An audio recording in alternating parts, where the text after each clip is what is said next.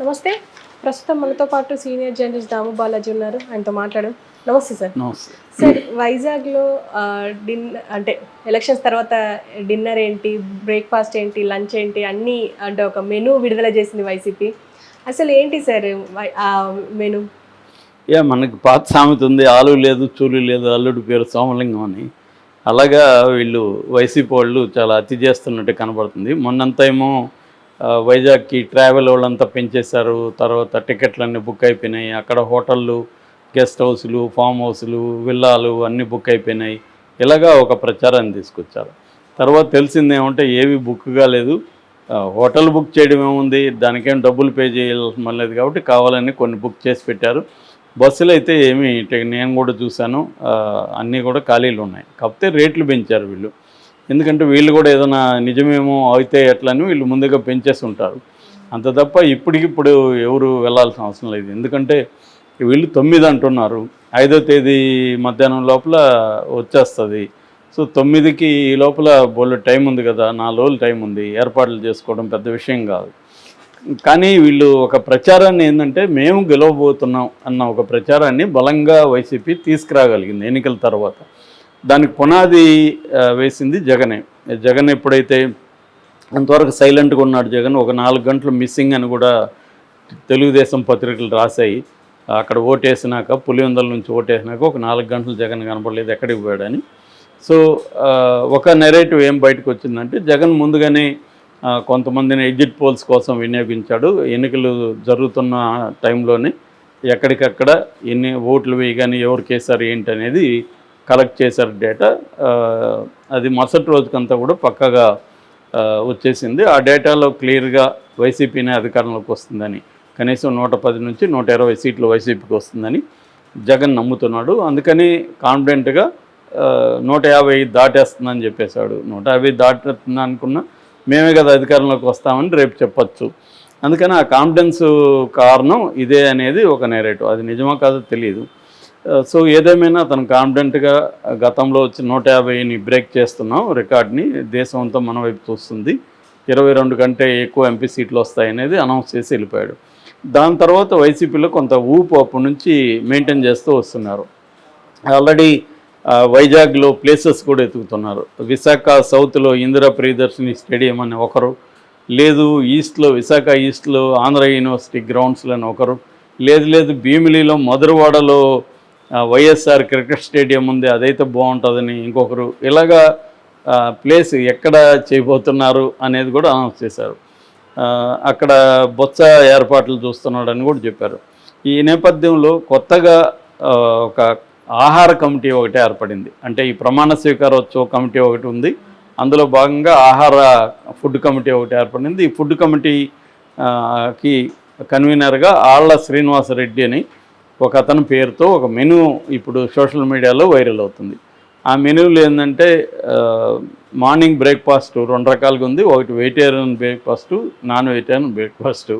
ఈ లిస్ట్ అయితే చాలా ఎక్కువ ఉంది. మసాలా ఇడ్లీ, ఎమ్మెల్యే పెసరట్టు అంట, జీడిపప్పు ఉప్మా, తర్వాత పులిహోర, పెరుగువడ, మసాలా దోశ, చాక్లెట్ దోశ, చక్కెర పొంగలి, పాయసం, పోహా, బొబ్బట్టు ఇలాంటివి పెట్టారు. ఇక నాన్ వెజ్లో చికెన్ పెసరట్టు అంట, egg dosa, chicken dosa, mutton keema dosa, తర్వాత చికెన్ పొంగల్ అంట, నేను ఎప్పుడేం లేదు, బోటి వడ ఇట్లాంటివి పెట్టారు. అంటే ఎప్పుడు నేను వెళ్ళినా కూడా ఉన్నాయి. ఎగ్ బుర్జీ పావు అంట, నాటుకోడి కర్రీ అంట, ఇట్లాంటివి చాలా పెద్ద లిస్టు. ఇది కాకుండా ఇంకా లంచ్కి అయితే ఇంకా చాలా పెద్ద లిస్ట్. ఫిష్ ఐటమ్స్ మామూలుగానే వైజాగ్ అంటే సీ ఫిష్ ఒక 50 రకాల వెరైటీలు ఉంటాయి. మనకి భీమిలి వైపు వెళ్తుంటే అక్కడక్కడ చిన్న చిన్న గుడిసె హోటల్స్ ఉంటాయి. అక్కడ మొత్తం రకరకాల ఫిష్ ఐటమ్స్ ఉంటాయి. కనీసం మినిమం ఒక 10-15 ఐటమ్స్ అయితే తినచ్చు అక్కడ. సో ఇంకా అవన్నీ కూడా పెడుతున్నారు వీళ్ళు. సో దాంట్లో కూడా మళ్ళీ వెజిటేరియన్ రకరకాల పప్పులు, కాంబినేషన్లు, తర్వాత నాన్ వెజ్, అంటే టోటల్ సౌత్ ఇండియా స్పెషల్స్ అంతా కూడా ఏర్పాటు చేశారు.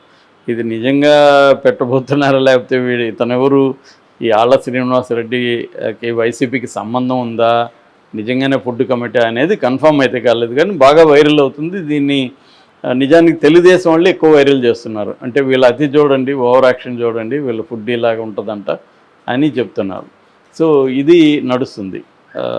అంటే వాళ్ళకైతే ఫుల్ కాన్ఫిడెంట్గా ఉన్నట్టుగా కనిపిస్తుంది. మరోవైపు ఏమో కొన్ని చోట్ల రీపోలింగ్ పెట్టాలని, కొన్ని చోట్ల ఎలక్షన్ కమిషన్ సరిగా మొత్తం తెలుగుదేశం వైరస్ ఎలక్షన్ కమిషన్కి సోకిందని నిన్న సజ్జల రామకృష్ణారెడ్డి అన్నాడు.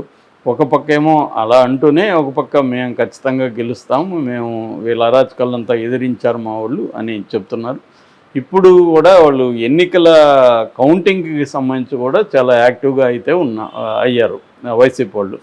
అంటే ఒక పక్క జగన్ లేకపోయినా, జగన్ ఏంటంటే చంద్రబాబుకి జగన్కు ఉన్న తేడా ఏంటంటే ఫంక్షనింగ్లో చంద్రబాబు ఏది చేసినా మీడియా హడావిడి పెద్దగా ఎత్తున ఉంటుంది. ఆయన ఏది చేసినా ఆయన 10% చేస్తే 100%, 200% దాన్ని బ్లోఅప్ చేస్తారు. జగన్ రివర్స్, అతను సైలెంట్గా ఎక్కడికక్కడ ఏమేమి చేయాలో చేసుకుంటూ వెళ్తాడు. అది ఎవడికి తెలియదు, పక్కన వాడికి కూడా. అదేదో సామెత ఉంది, కుడి చేతితో చేసేది ఎడమ చేతికి తెలియదని.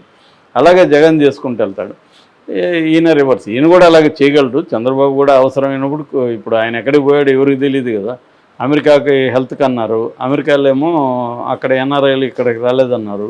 మరి ఎక్కడికి పోయారు ఎవరికి తెలియదు. సాక్షి కానీ వైసీపీ వాళ్ళు కూడా పట్టుకోలేకపోయారు. అంత సీక్రెట్గా చేయగలిగాడు చంద్రబాబు.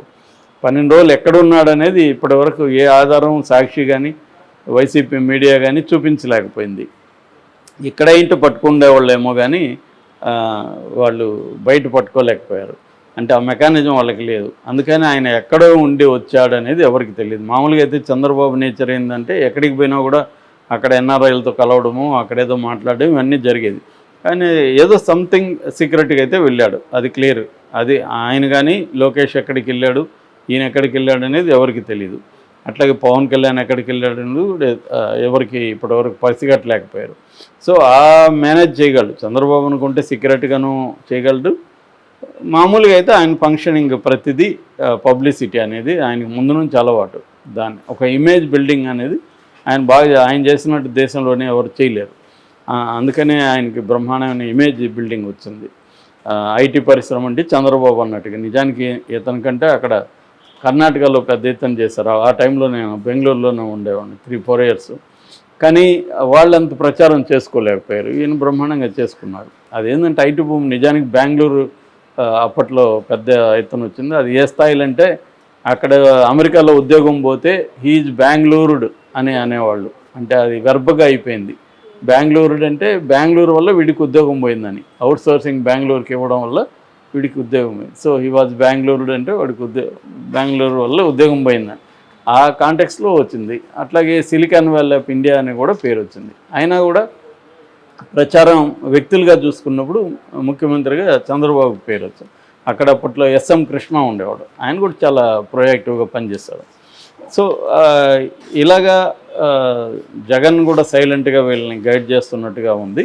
మరి ఎందుకు ఈ హడావిడి చేస్తున్నారు? ఒకవేళ నిజంగా వాళ్ళకేమన్నా ఆల్రెడీ ఎగ్జిట్ పోల్స్ వాళ్ళ చేతిలోకి వెళ్ళిపోయి మనం గెలుస్తున్నామని వచ్చిందా? ఎందుకంటే రివర్స్లో తీసుకుంటే చంద్రబాబు వైపు నుంచి సైలెంట్ ఉంది. చంద్రబాబు కూడా ఇప్పటివరకు మీడియాతో మాకు ఇన్ని సీట్లు వస్తాయని ఏమీ అనౌన్స్ చేయలే. నిన్న చంద్రబాబు కొంతమందిని కలిశాడని చెప్తున్నారు. జనసేన నాయకులు కొంతమంది కలిశారు, తెలుగుదేశం నాయకులు, బీజేపీ వాళ్ళు కలిశారని. ఇదంతా కూడా మర్యాదపూర్వకం పెట్టి వాళ్ళైతే బయట వచ్చి చంద్రబాబు కాన్ఫిడెంట్గా ఉన్నాడు, 35 కూడా వైసీపీకి రావని చెప్తున్నారు అనేది అంటున్నారు తప్ప, మెల్లగా మనం ఏదన్నా కౌంటర్ నెరేటివ్ చెప్పడానికి ట్రై చేస్తే వాళ్ళకి కూడా వాళ్ళ డౌట్లు కూడా ఎక్స్ప్రెస్ చేస్తారు. అవును సార్, ఈ డౌట్లు ఉన్నాయి, మాకు కూడా ఇవి ఉన్నాయి సార్ అని. సో అలాంటి ఒక నేపథ్యం అయితే ఉంది. ఈ నేపథ్యంలో వీళ్ళు మెనూతో కూడా వెళ్ళిపోయారు. వీళ్ళేమో అమరావతిలో ఎక్కడ చేస్తారు ఏంటి కూడా మాట్లాడలేదు. మరోవైపు అమరావతిలో ఉండే ఎక్విప్మెంట్ కూడా బయటికి వైజాగ్ తీసుకెళ్ళిపోతున్నారు. నిన్న పవర్ కేబుల్స్ అవన్నీ కూడా పెద్ద ఎత్తున తీసుకెళ్లారనేది ఫోటోలు కూడా పెట్టి రాశారు. దాని మీద నిరసన కూడా అక్కడ అమరావతి రైతులు తెలియజేశారు. అంటే క్లియర్గా ఇప్పుడు ఒకటే వినిపిస్తుంది, అమరావతి వైజాగ్ ఏది అనేది రెండే. దీన్ని బట్టి ఇంక చెప్పేస్తారు వైజాగ్లో జరగబోతుందంటే జగన్, అమరావతి అయితే చంద్రబాబు. ఈ క్లారిటీ వచ్చేసిందన్నమాట. Okay sir, thank you.